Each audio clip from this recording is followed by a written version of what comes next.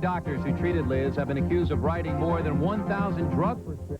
Did that tick into your mind at all? I mean, it just caught me sort of right away when we're looking through this, and I just wondered whether it troubled you at all. Well, I think, Senator, if that had been my proclamation, I think that would be a very fair objection to it. My own religion is a religion which I wish to exercise in private and with as little public little expression in the political arena as is possible.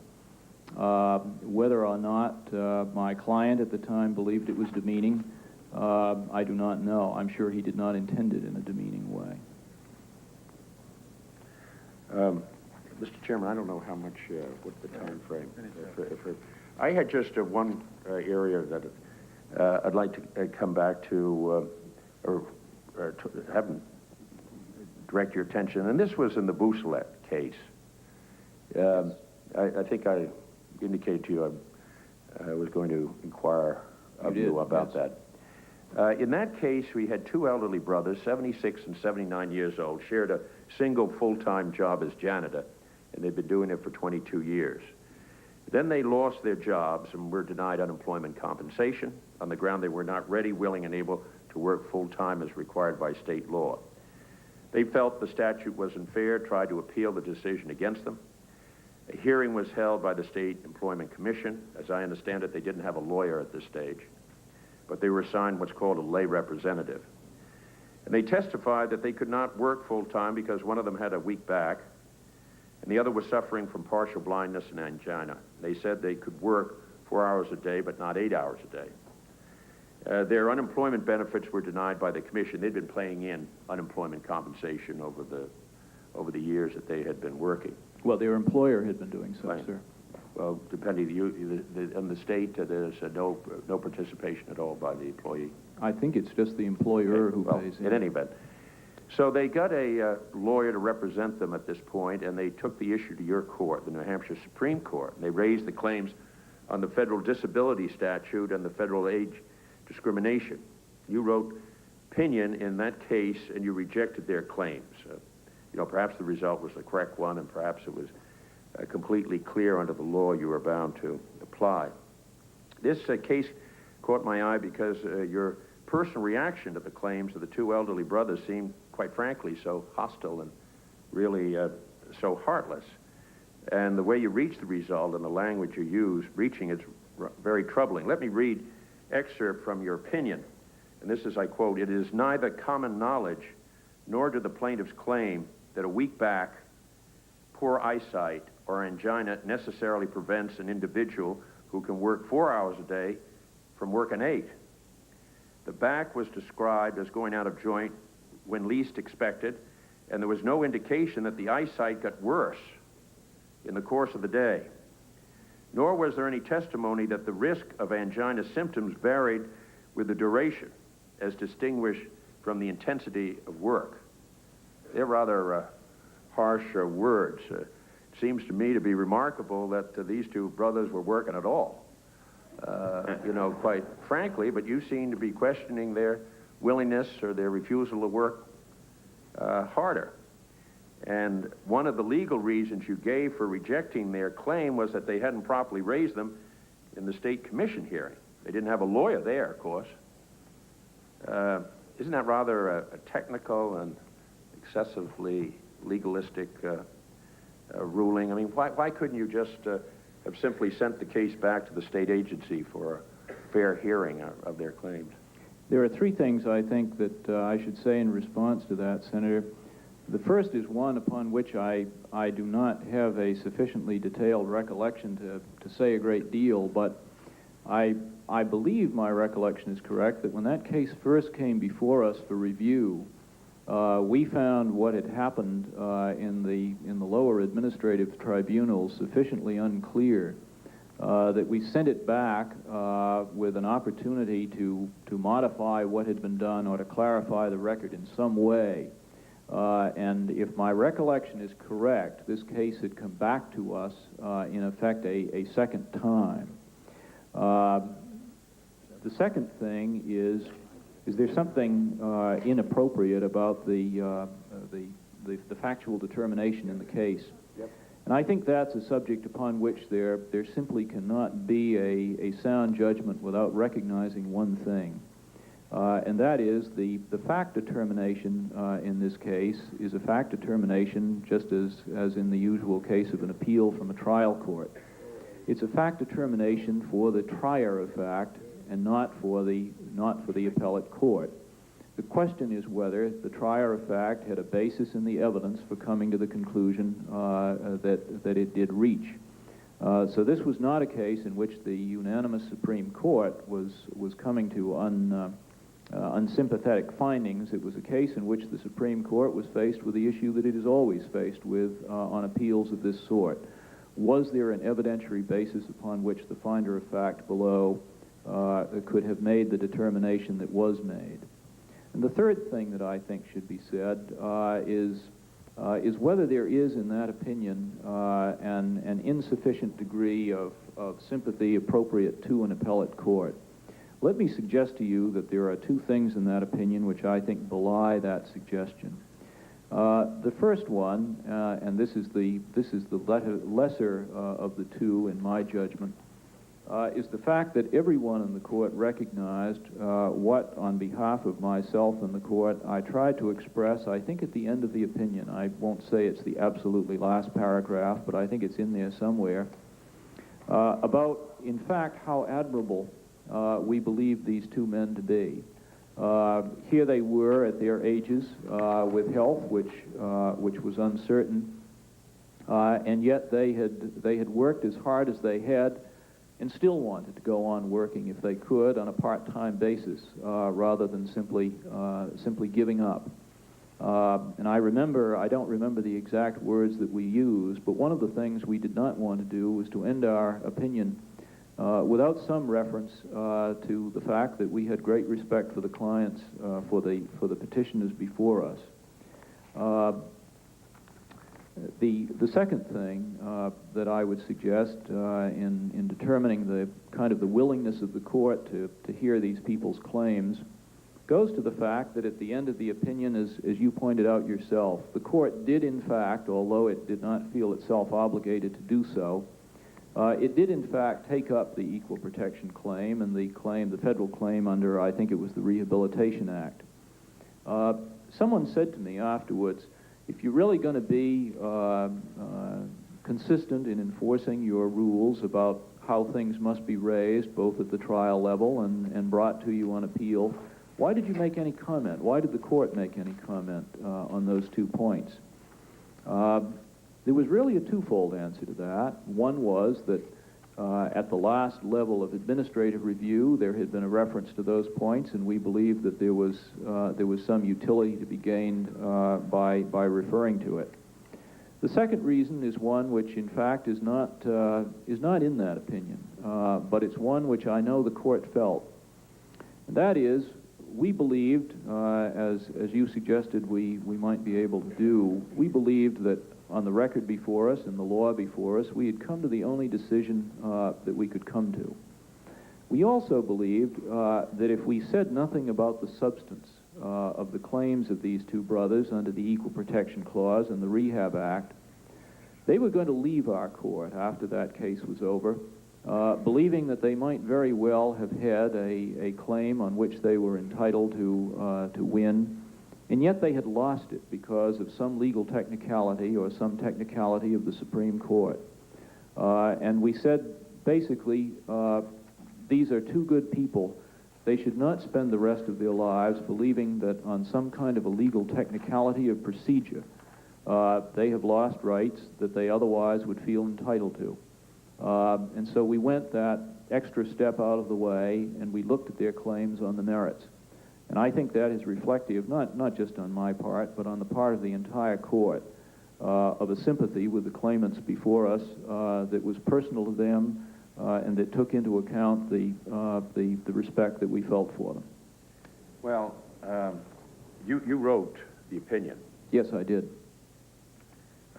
And I didn't see in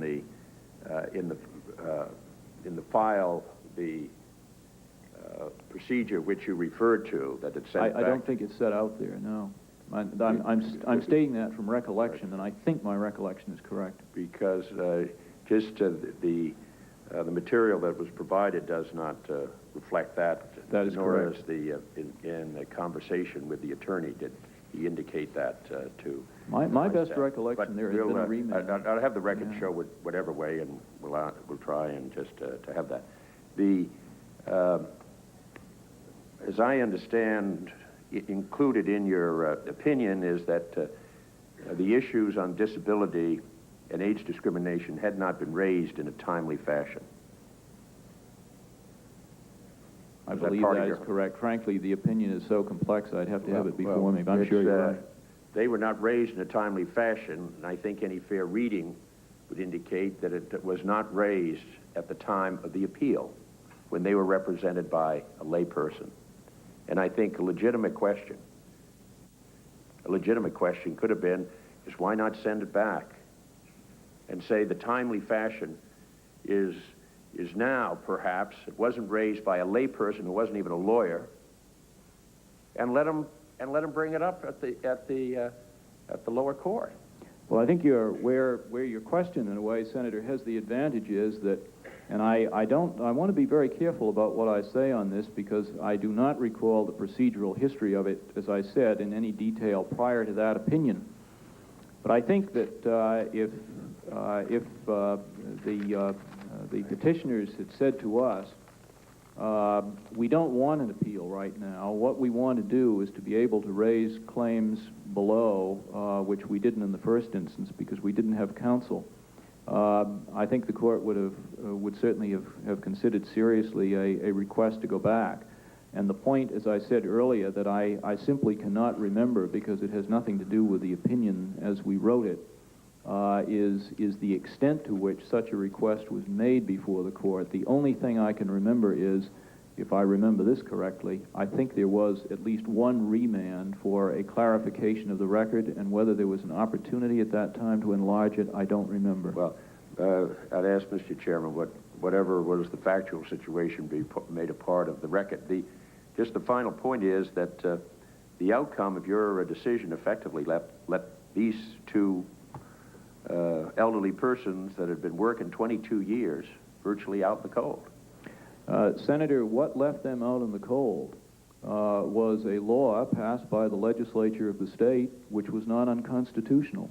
One of the respects which the judiciary must have for the coordinate branches of the government is that whether we do or do not like or sympathize with the results that legislatures sometimes give us, if they are constitutional, they are legislative judgments, and they are intended to stand.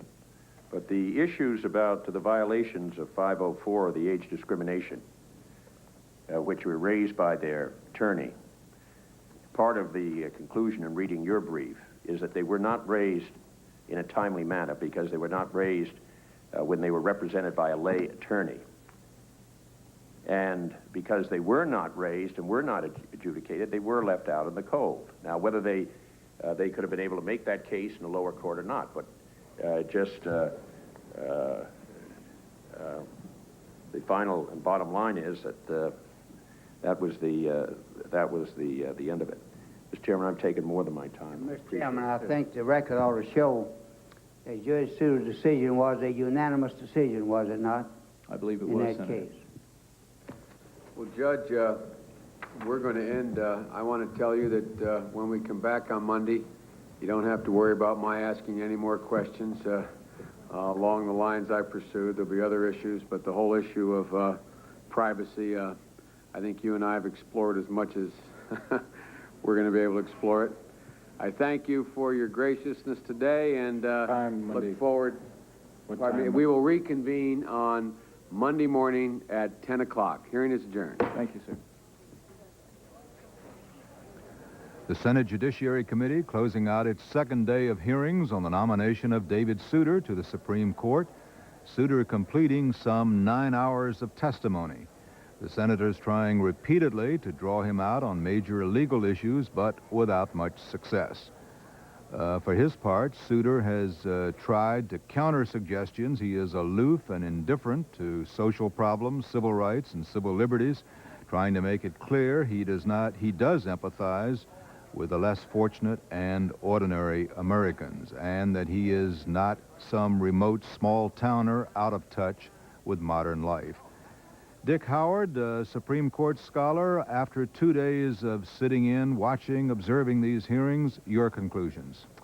Paul, I think at this point David Souter's done very well indeed.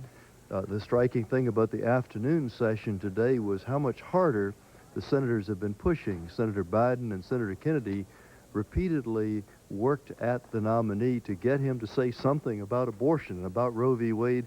He stands in his tracks on that, and yet he still does it with a certain grace and equanimity. He ends the 9 hours of testimony, it seems to me, as unflappable and as calm in his demeanor as he began. And no sign that this nomination will be derailed. And if indeed he is confirmed by the Senate, how do you think he would fit into the current Supreme Court?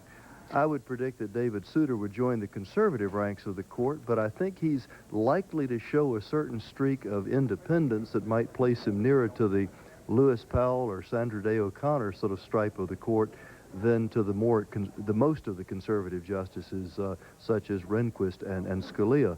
I think he's apt to have a more traditional approach, case by case, non-ideological, but it will definitely be, in most respects, an addition to the conservative ranks. And our thanks to you, Dick, for your analysis and commentary for these 2 days. This concludes the Senate hearings on the nomination of David Souter to the Supreme Court for this week. We hope to be back over most of these PBS stations to continue our live coverage at 10 a.m. Eastern Time on Monday. I'm Paul Duke in Washington. Funding for this program has been made possible by the financial support of viewers like you. This is PBS. We now join our regularly scheduled program already in progress. This is KUHT Houston.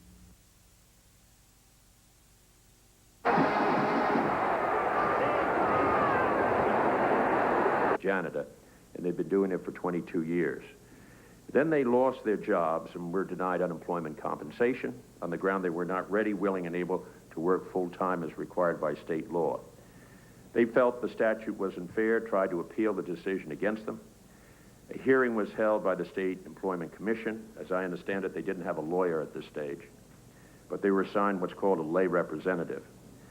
And they testified that they could not work full-time because one of them had a weak back, and the other was suffering from partial blindness and angina. They said they could work 4 hours a day, but not 8 hours a day. The result was the correct one, and perhaps it was completely clear under the law you were bound to apply. This case caught my eye because your personal reaction to the claims of the two elderly brothers seemed, quite frankly, so hostile and really so heartless. And the way you reached the result and the language you used, reaching it's very troubling. Let me read excerpt from your opinion, and this is, I quote, "It is neither common knowledge nor do the plaintiffs claim that a weak back, poor eyesight, or angina necessarily prevents an individual who can work 4 hours a day.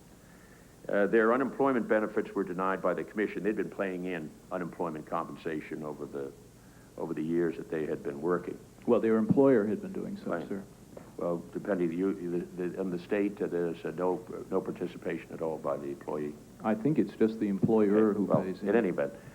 So they got a lawyer to represent them at this point, and they took the issue to your court, the New Hampshire Supreme Court. And they raised the claims on the federal disability statute and the federal age discrimination. You wrote opinion in that case, and you rejected their claims. Perhaps... I do not know. I'm sure he did not intend it in a demeaning way. Mr. Chairman, I don't know how much, what's the time frame?